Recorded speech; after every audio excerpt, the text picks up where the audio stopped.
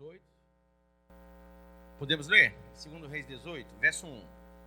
No terceiro ano de Oséias, filho de Elá, rei de Israel, começou a reinar Ezequias, filho de Acás, rei de Judá. Tinha 25 anos de idade, grife isso, bote assim do lado, um jovem. Quando começou a reinar, e reinou 29 anos em Jerusalém. Sua mãe se chamava Abi e era filha de Zacarias. Ele fez o que era reto perante o Senhor, segundo tudo o que fizera Davi seu pai. Removeu os altos, quebrou as colunas, deitou abaixo o poste ídolo e fez em pedaços a serpente de bronze que Moisés fizera. Porque até aquele dia os filhos de Israel lhe queimavam incenso e lhe chamavam Neustã. Confiou no Senhor, Deus de Israel, de maneira que depois dele não houve seu semelhante entre todos os reis de Judá, nem entre os que foram antes dele, porque se apegou a quem? Ao Senhor. Não deixou de segui-lo e guardou os mandamentos que o Senhor ordenara a Moisés. Assim foi o Senhor com ele, para onde quer que saía, lograva o que, pessoal? Bom êxito. Rebelou-se contra o rei da Síria e não o serviu. Feriu ele os filisteus até Gaza e seus limites, desde as atalaias dos vigias até a cidade fortificada. No quarto ano do rei Ezequias, que era o sétimo de Oséias, filho de Elá, rei de Israel, subiu Salmaneser, rei da Síria, contra Samaria e a cercou.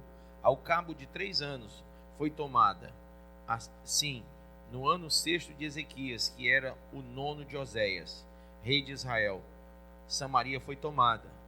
O rei da Síria transportou a Israel para a Síria e o fez habitar em Alá, junto de Abor, e ao rio Gozã e nas cidades dos Medos, porquanto não obedeceram à voz do Senhor seu Deus, antes violaram a sua aliança, e tudo quanto Moisés, servo do Senhor, tinha ordenado, não o ouviram nem o fizeram. Amém? Põe a mão sobre a Bíblia e diga: Pai, essa é a tua palavra, me ensina em nome de Jesus. Pode sentar.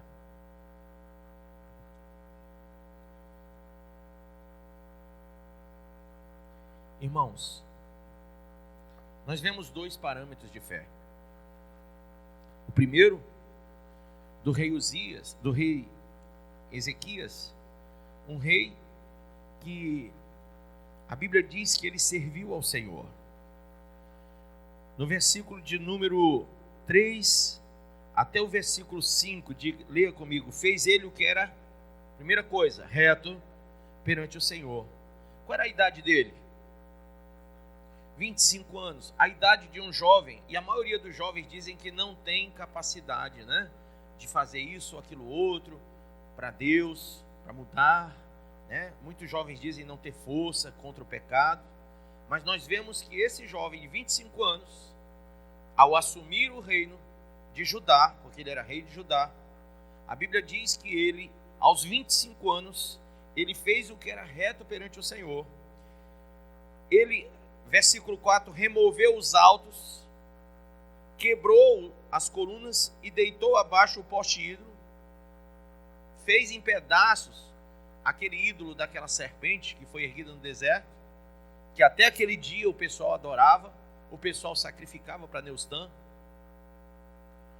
E a Bíblia diz no verso 5 que ele confiou no Senhor. Ele confiou de maneira tal que não houve nenhum rei antes ou depois dele como ele. Amém? Então, no versículo 6 tem uma frase inicial que diz: porque se apegou ao Senhor, não deixou de segui-lo. Então, quando você se apega a Deus, você não deixa de segui-lo. Mas o que é se apegar ao Senhor, irmãos? Eu estava meditando nessa frase porque um jovem de 25 anos, Não se espera muita coisa de alguém que ainda não tem uma maturidade. Ainda mais para assumir. Ele não estava assumindo um boteco, não. Ele estava assumindo um reino. Ele tinha que quebrar os paradigmas religiosos. Porque até em Judá, em Benjamim, em todo Israel, o reino estava dividido, lembra? Todos eles estavam praticando idolatria. Então, quando ele assumiu, ele com 25 anos propôs em seu coração ser fiel a Deus, se apegar com Deus. E quando ele dá os seus primeiros passos como rei, ele dá fazendo o que é reto perante o Senhor. Ele tinha consciência de que ele estava perante Deus. E a Bíblia diz que ele vai remover tudo o que é idolatria no meio do povo, tudo que é mal aos olhos de Deus, ele vai tirar de Judá. Ou seja, tudo aquilo que Deus lhe deu autoridade, ele vai tirar tudo que não presta do campo da sua autoridade. Alguém sabe que estar vivo é uma autoridade dada por Deus? O dom da vida? E quando Deus te deu vida, Ele te deu autoridade para viver nessa terra. E a Bíblia diz que ainda para dominar sobre várias coisas. E no campo da autoridade de Ezequias, por mais que não tivesse uma maturidade, um preparo, muitos questionam a questão do preparo, mas por mais que ele não tivesse esse preparo, essa maturidade, mas no campo da sua autoridade ele exerceu com retidão. E essa retidão fê-lo quebrar tudo aquilo que era mal aos olhos de Deus, arrancar tudo aquilo que era mal. Ou seja, ele tinha dado por Deus uma autoridade sobre Judá como rei. Então ele usou da sua autoridade para desfazer aquilo que não prestava, aquilo que não devia. E muitas vezes eu fico pensando que a gente usa essa vida e não usa a autoridade que tem. Há muitos que dizem: eu não consigo vencer a tentação, eu não consigo vencer o pecado, eu não consigo vencer esse sentimento, eu não consigo vencer essa vontade. Mas na verdade a Bíblia nos retrata outra coisa, que quando você recebe o Espírito Santo, você tem força e poder de Deus. Olha o que Jesus disse: ficai aqui até que do alto recebam poder. Amém? Foi assim ou não foi? Ele disse mais, ele disse revestidos de poder. Ou seja, é uma veste nova, é uma vida nova. E quando ele fez essa proposta, haviam 500 homens lá, mas 120 permaneceram de pé diante daquela promessa. 380 foram embora, talvez por não crerem ou por não quererem esperar o momento certo. Mas 120 ficaram ali no Sinédrio. 120 ficaram naquele cenáculo, ficaram no cenáculo. 120 ficaram à espreita, esperando o poder de Deus descer sobre eles. Você crê que quando o poder de Deus desceu sobre a igreja, sobre aquele povo que estava ali, esperando que viesse o Espírito Santo, você crê que a partir daquele momento aqueles homens continuaram sendo as mesmas pessoas? Claro que não. A partir daquele momento surgiu um novo Carlão, uma nova Mari, um novo Robson, um novo Carlos, uma nova Regina. Todos os que estavam ali se tornaram pessoas renovadas, revestidas. O rei Ezequias, ele remove com autoridade, e nós temos autoridade para remover o mal. Quem crê assim?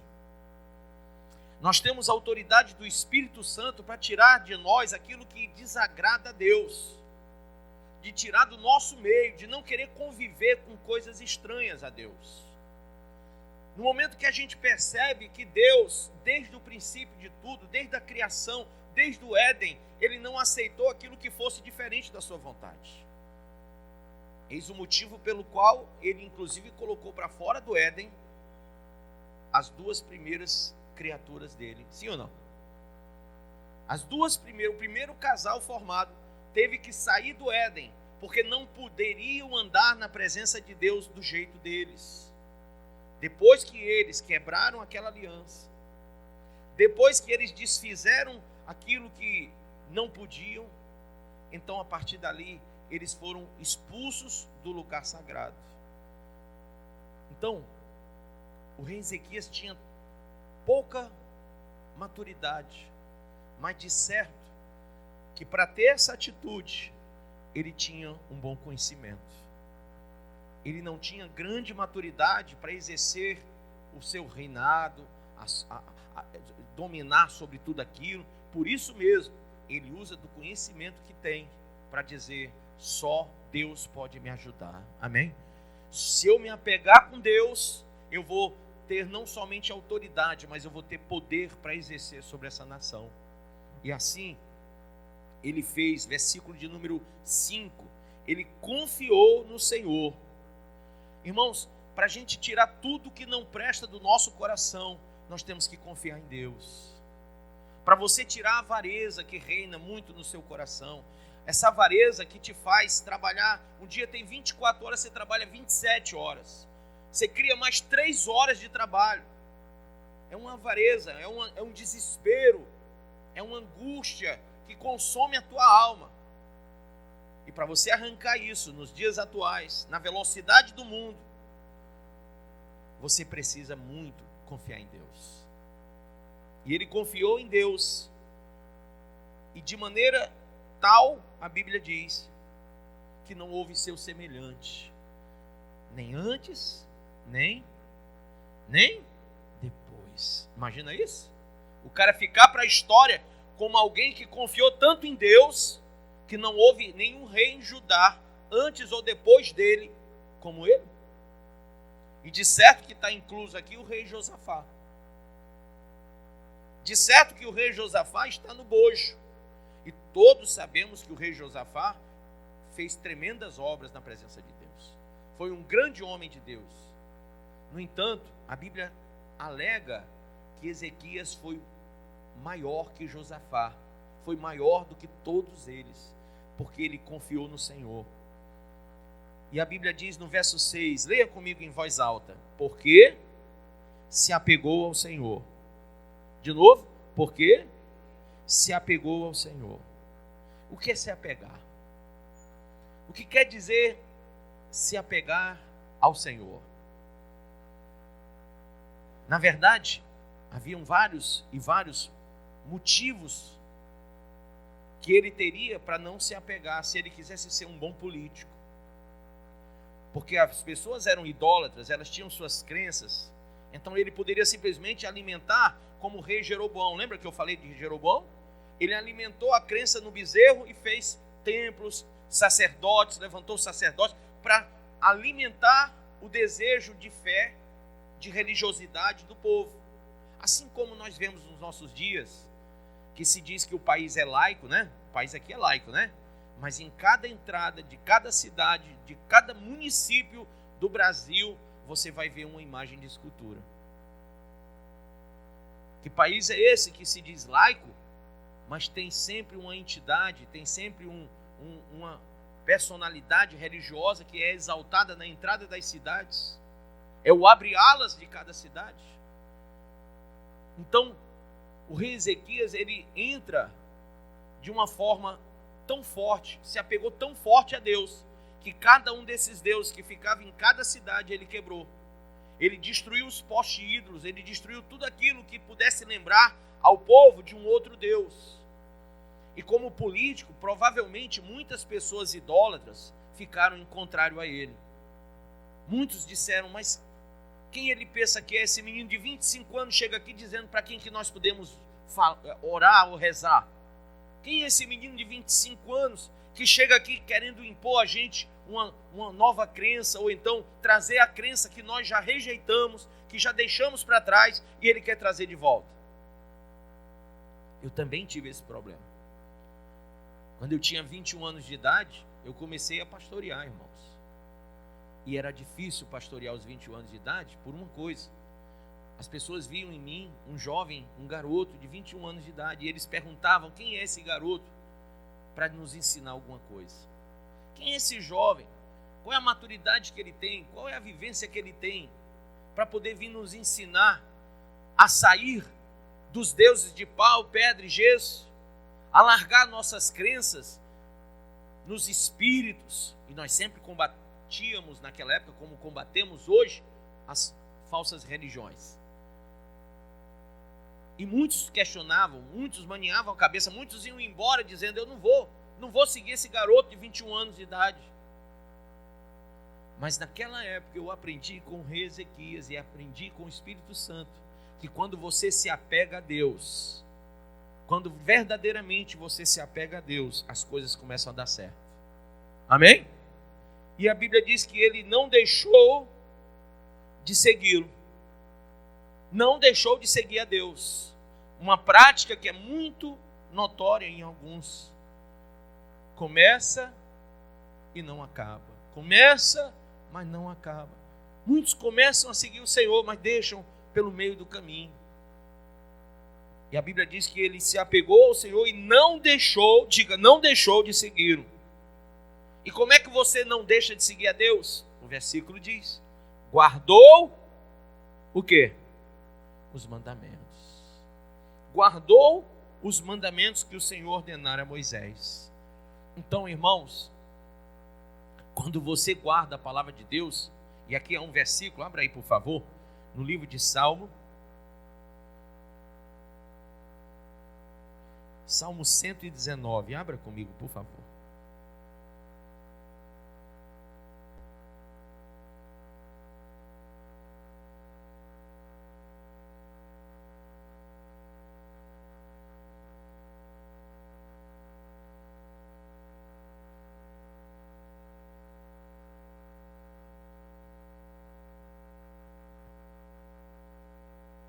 Amém?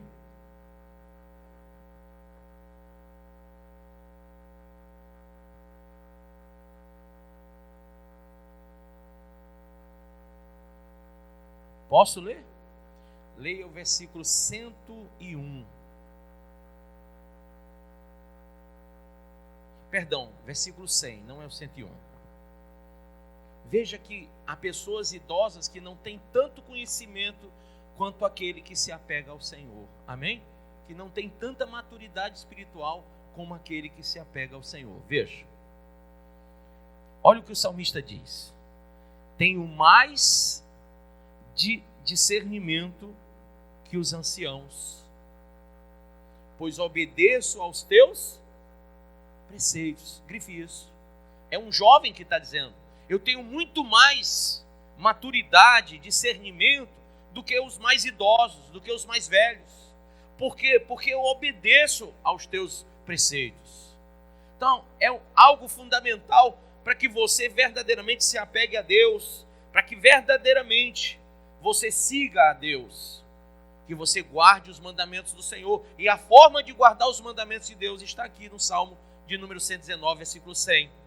Ele diz: tenho mais discernimento. Quem quer ter mais discernimento? Quem precisa de mais discernimento?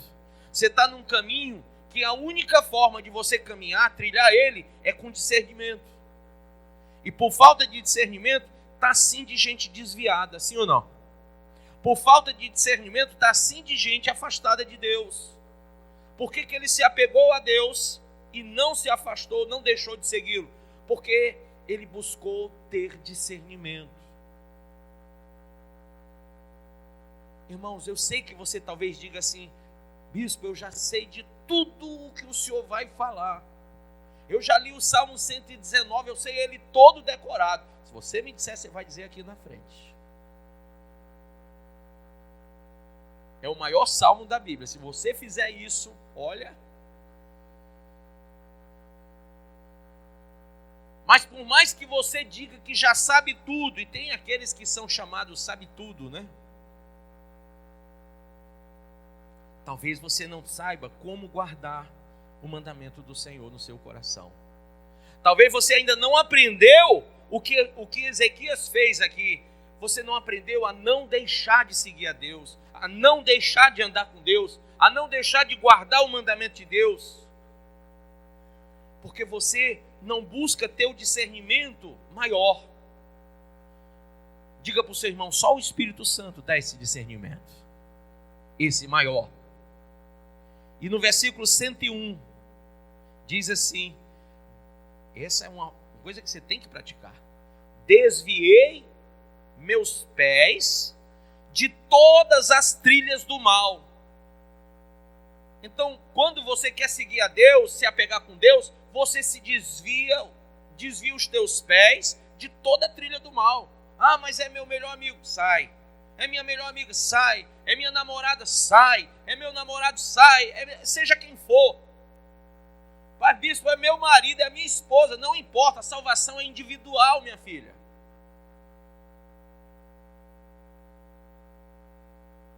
Eu sei, a Bíblia fala em Malaquias que Deus abomina o divórcio. E quem me conhece sabe que eu também. Mas entre o inferno e o divórcio, eu fico com o divórcio. Ou seja, se a minha mulher fosse uma Jezabel, trazendo para os dias atuais, se a minha mulher fosse uma piriguete gospel, e tá assim, tá ou não tá? Tá ou não tá? As irmãs que vêm para a igreja, tudo, quando depois está no Facebook, vou nem fazer. Hã? Também tem os pombos giro que estão na igreja, tudo profetinha, e no Facebook tudo sem camisa. Já peguei o irmão aqui sem camisa, eu digo, filho de uma mãe e de um pai também, para não dizer outra coisa. Pego ele lá na igreja. É que um cara que é crente fica batendo foto em Facebook de sem camisa, mostrando o peitinho.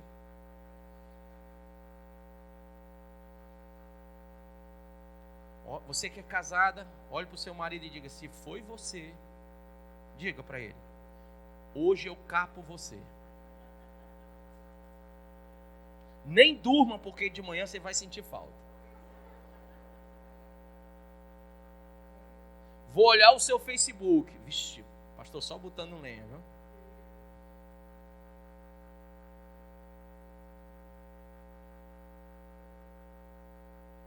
Mas ele diz assim, desviei meus pés de todas as trilhas do mal. Irmão, tem muita trilha do mal, não tem? Pelo amor de Deus, onde você vira é uma trilha. Eu até fico lembrando daquele cara do mato, ele diz, eita lasqueira. Porque para onde vira é uma trilha do mal. Eu nunca imaginei que o mundo ficasse tão ruim como está agora, mas está pior do que eu imaginava até. E está ficando mais ainda, sim ou não?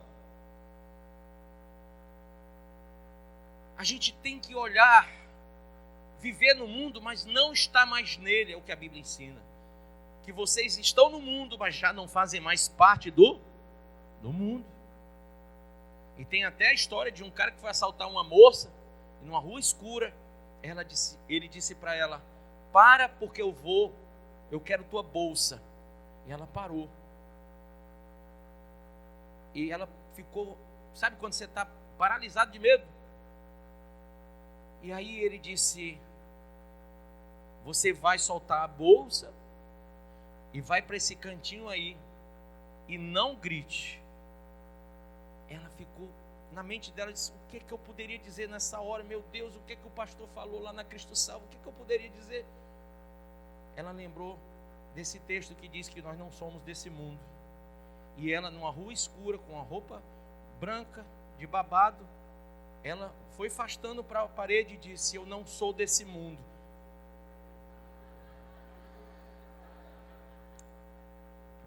De vez em quando eu vejo um cara correndo aqui na frente, eu acho que ainda é ele.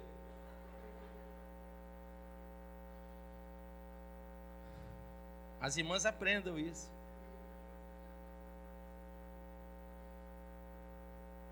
Desviei meus pés de todas as trilhas do mal.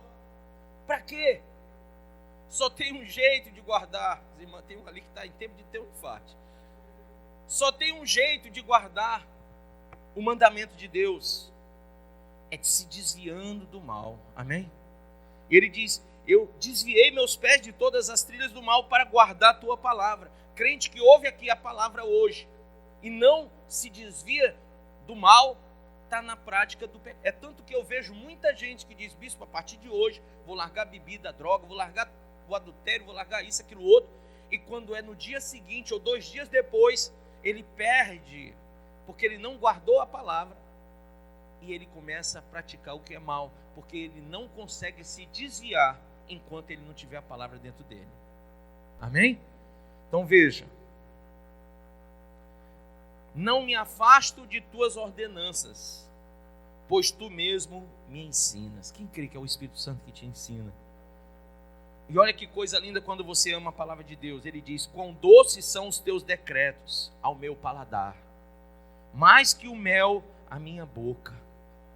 Graças aos teus preceitos tenho entendimento. Amém?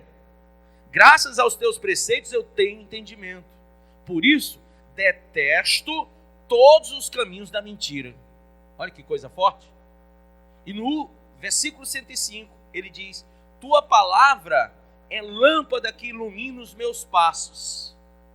A tua palavra é lâmpada que ilumina os meus passos e luz que clareia o meu caminho. Amém? Então a palavra tem a função de ser lâmpada que ilumina os nossos passos. Lá no Mateus capítulo 25 diz que as virgens tinham lâmpada nas mãos. Por quê? Porque a lâmpada é a única coisa que vai iluminar a nossa vida.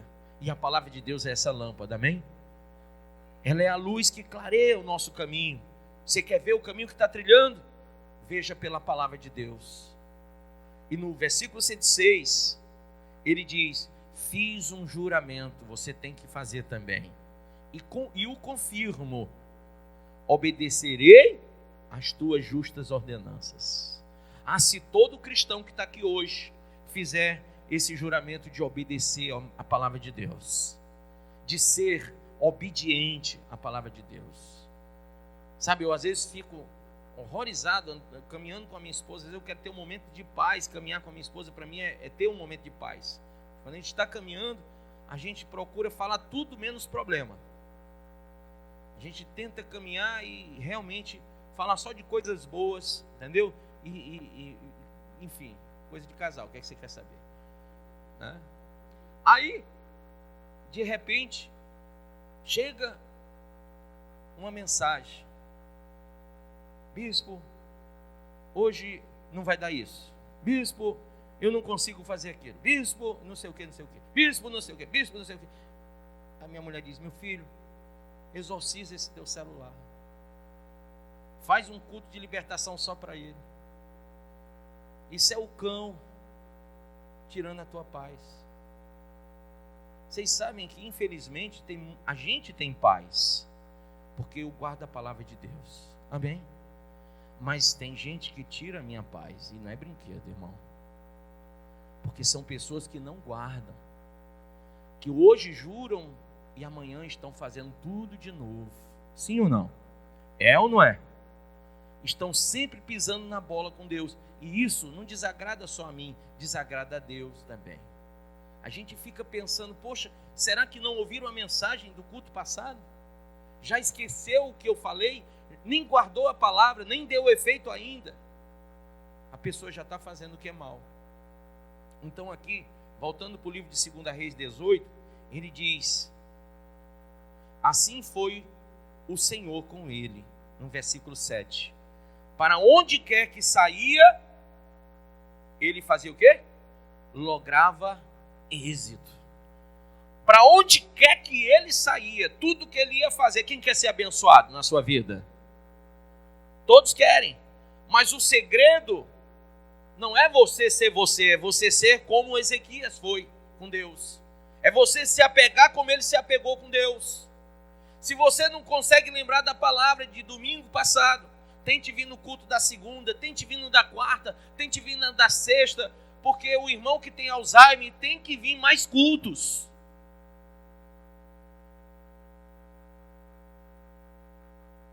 E cada culto que você vier, rasga o coração, não abre não, rasga e bota a palavra dentro. Amém?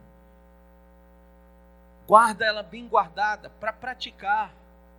Porque a Bíblia diz que aquele que ouve a palavra e não pratica é semelhante à pessoa que se vê no espelho e quando se vira não lembra o que viu. A palavra só vai ter efeito na tua vida se você praticar.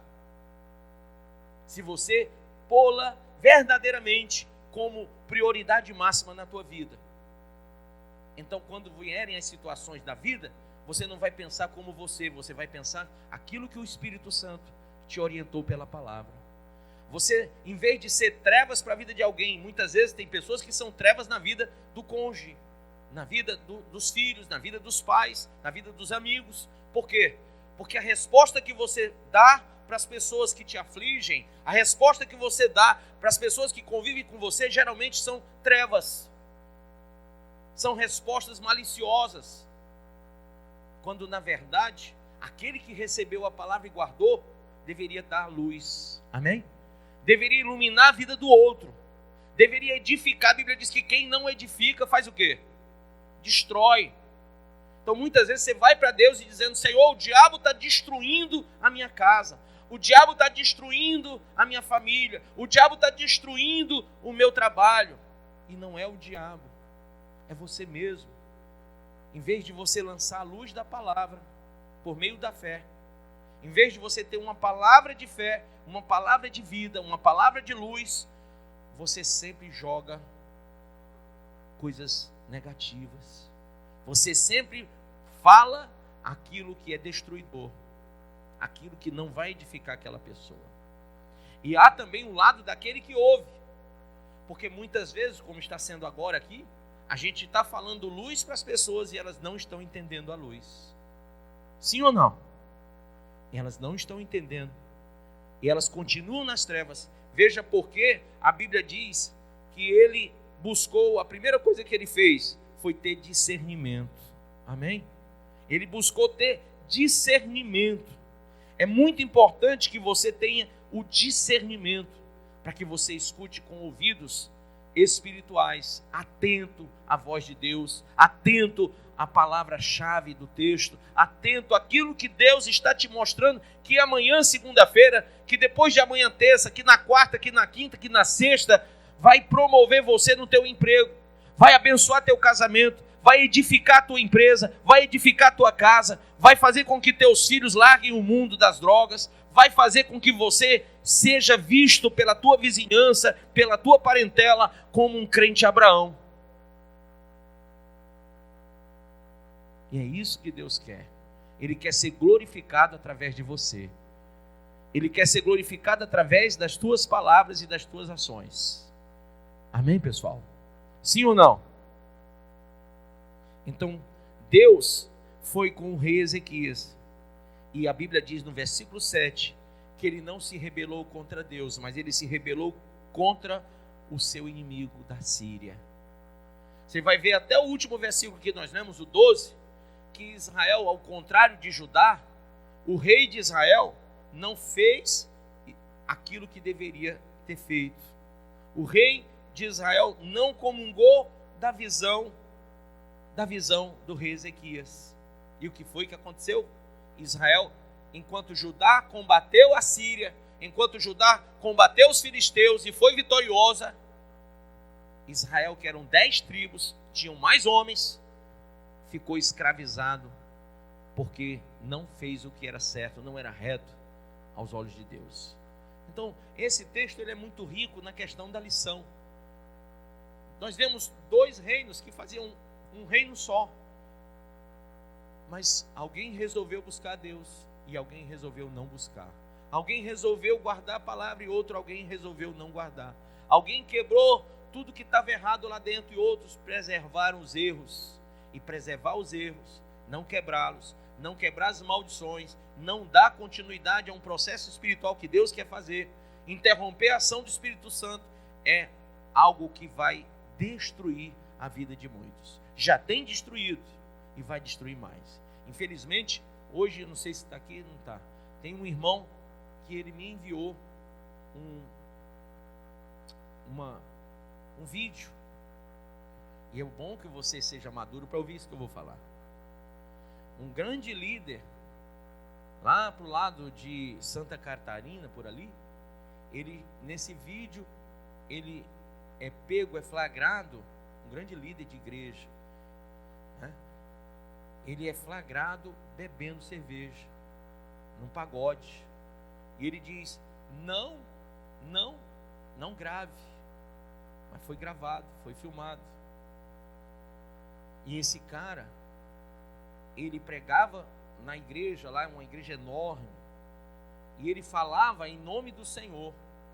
E muitos da igreja acreditavam que o que ele falava vinha de Deus. Poderia até vir, mas não dessa forma.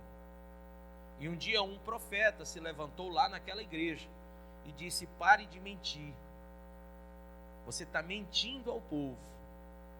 E esse dito pastor fez uma filmagem se defendendo do profeta e dizendo que aquilo foi uma armação contra ele. Só que o profeta disse: a casa vai cair e tudo vai ser revelado.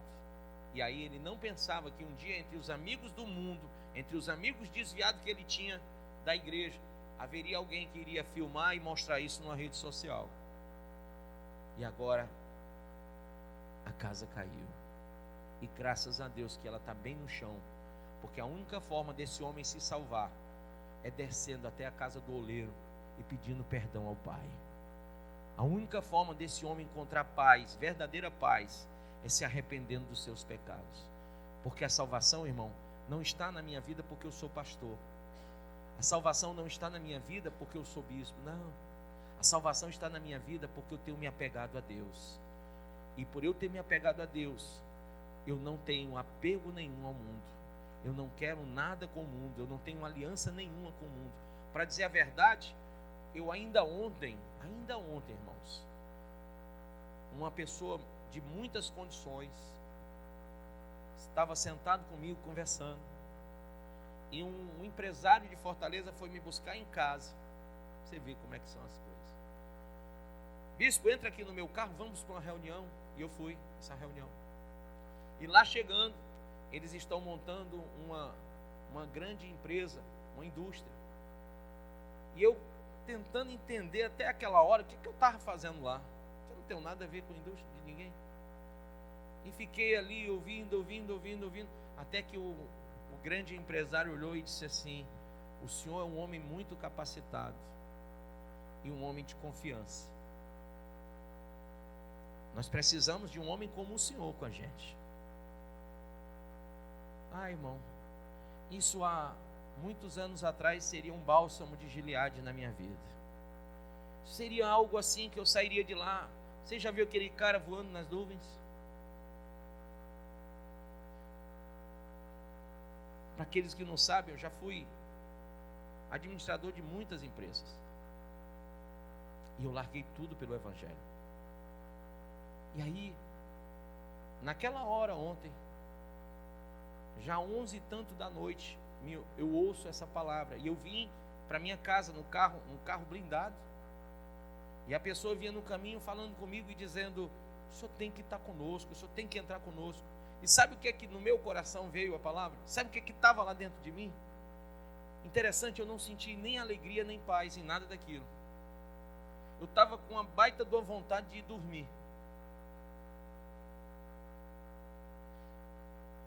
Mas incrível como nada me interessou, como nada, mais nada, vezes coisa nenhuma, sabe? Eu não conseguia atinar para coisa nenhuma que estava sendo proposto para mim.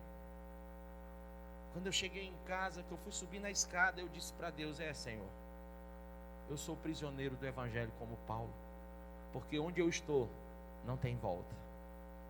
Não tem volta. Eu não quero. Isso não enche meus olhos nem meu coração. E eu percebi ali que a avareza, tomou o rumo dela faz tempo. A Bíblia diz: onde o teu coração está, está um tesouro. Se tem um tesouro ali, teu coração vai estar ali. O meu tesouro está aqui.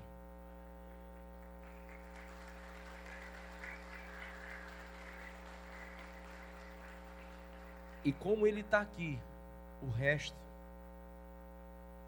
não tem mais sentido. E não deve ter mais sentido mesmo.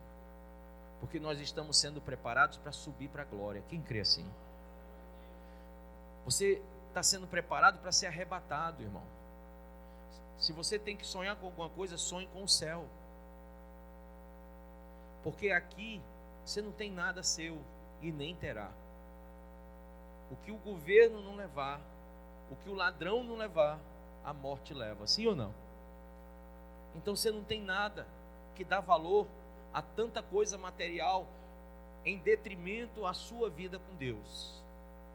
O rei Ezequias pensava exatamente assim. E é interessante que ele não ficou pobre, não ficou miserável, não ficou no meio da rua, não.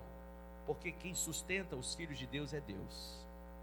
Quem suporta o peso da carga é Deus. Deus dá sempre o sustento para a nossa alma.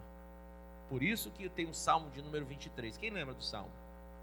Como é que diz lá? O Senhor é o quê? Meu pastor e não vai me faltar. Amém? Ele é meu pastor e não vai me faltar. Ele me faz deitar onde? Nos verdes pastos. Ele vai me guiar para onde? Para as águas tranquilas. A minha alma vai ser o quê? Refrigerada. É isso que o salmista fala. Então, se você guardar a palavra de Deus no teu coração, você vai vencer o diabo, o mundo e o inferno todos. E ainda no Salmo de número 119 diz: guardei a tua palavra no meu coração para eu não pecar contra ti. E é isso que você tem que guardar, para você não pecar contra Deus, para você não errar, para você não ser daqueles que ficam escravizados no mundo, que não conseguem cultuar a Deus, que não conseguem se dedicar a Deus, que não conseguem se apegar a Deus. Você consegue até vir no culto, mas você não consegue se apegar com Deus. Você consegue até estar no domingo na igreja, mas nos outros dias você não consegue. Você não consegue ler Bíblia, você não consegue dobrar o joelho para orar. Irmão, tem muitas coisas que você já deveria estar fazendo, apegado com Deus. Você deveria ter seu canto de oração, de meditação, amém? O seu cantinho com Deus. Por enquanto eu estou usando o meu quarto, mas lá em casa tem um sótãozinho em cima, que hoje tem muita poeira, eu não vou para lá porque está com muita poeira. Mas a minha esposa, eu conversei com ela e disse: minha filha, eu vou preparar esse lugar para ser o meu lugar de oração. E quando só tem hora para entrar, minha irmã, só tem hora para entrar, porque eu vou ficar com meu Deus lá dentro, ó. E olhe se uma hora dessa Deus não levar o telhado com tudo, porque eu só saio de lá com a resposta de Deus. Amém? Então estou preparando o meu lugar de oração. Tem muita gente que está preparando outras coisas, mas eu estou preparando o meu lugar de oração. Eu estou preparando o meu caminho no Senhor. Estou guardando o meu coração para Deus. É isso que você tem que aprender hoje. Porque salvação não é apenas uma decisão, salvação é uma vida. Amém? Salvação é o cotidiano. É o hoje, é o amanhã, é o depois de amanhã, até o dia em que o Senhor vier. Fique de pé.